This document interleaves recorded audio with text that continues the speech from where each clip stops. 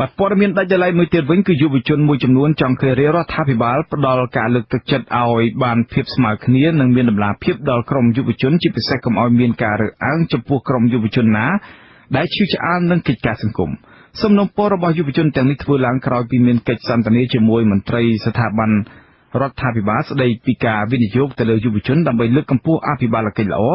និងការអភិវឌ្ឍប្រកបដោយចីរភាពកាលពីថ្ងៃទី29 ខែកក្កដាអ្នកស្រីអ៊ុំរាំងសីរាយការណ៍ជុំវិញរឿងនេះការអំពាវនាវរបស់យុវជនធ្វើឡើងម្ដងហើយម្ដងទៀតបន្ទាប់ពីពួកគេសង្កេតឃើញថាយុវជនធ្វើសកម្មភាពការងារសង្គមខ្លះមិនទទួលបានការគាំទ្រនិងលើកទឹកចិត្តពេលដែលពួកគេប្រើប្រាស់សិទ្ធិសេរីភាពពេលវេលានិងធនធានរបស់ខ្លួនដើម្បីរួមចំណែកដល់ការលើកកម្ពស់អភិបាលកិច្ចល្អនោះតំណាងក្រុមយុវជនដែលបានចូលរួមនៅក្នុងកម្មវិធីនេះលោករិនសុគន្ធតារាយល់ថាបច្ចុប្បន្នយុវជនបានចាប់ផ្ដើមគិតគូរពីបញ្ហាប្រទេសជាតិនិងហ៊ានធ្វើសកម្មភាពផ្សេងៗដើម្បីឲ្យមានការកែប្រែសង្គមយ៉ាងនេះក្តីលោកហាក់មិនពេញចិត្តចំពោះចំណាត់ការមួយចំនួនដែលរដ្ឋាភិបាលរឹតបន្តឹងនិងរារាំងការចូលរួមរបស់យុវជនលោកស្នើរដ្ឋាភិបាលត្រូវតែហ៊ានផ្ដល់ឱកាសឲ្យយុវជនធ្វើសកម្មភាពដើម្បីជំរុញកិច្ចអភិបាលកិច្ចសង្គមប្រកបដោយប្រសិទ្ធភាពខ្ញុំគិតថាយុវជនសម័យឥឡូវគឺគាត់អាចយល់ដឹងបានច្រើនគាត់យល់ដឹងបានច្រើននៅក្នុងសហគមន៍របស់គាត់តែគាត់ជួបប្រទះអ្វីខ្លះអញ្ចឹងគាត់អាចមានគាត់មានបញ្ហារបស់គាត់ហើយគាត់អាចបញ្ចេញនៅអ្វីរបស់បញ្ហារបស់គាត់ដើម្បីឲ្យរដ្ឋាភិបាលជួយអញ្ចឹងបើរដ្ឋាភិបាលគាត់បានបញ្ចេញនៅអ្វីរបស់គាត់ហើយរដ្ឋាភិបាលនៅ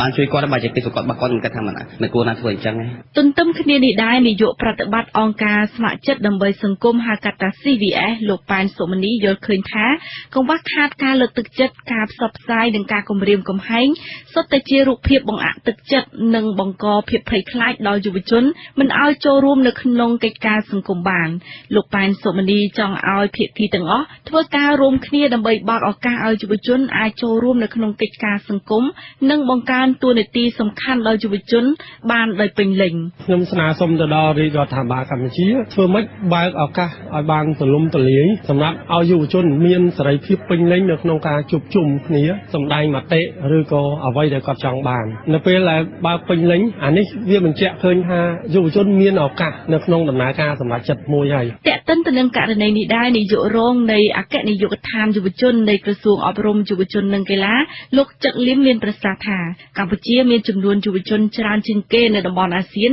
ហើយសម្រាប់យុវជនកម្ពុជាអាយុក្រោម35ឆ្នាំមានរហូត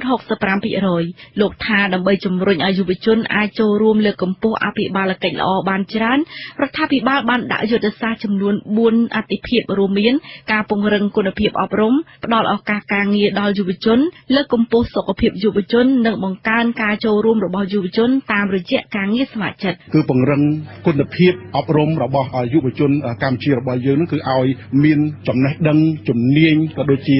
ជំនាញទន់សម្រាប់ពួកគេដើម្បីអាចអភិវឌ្ឍខ្លួនឯងគ្រួសារក៏ដូចជា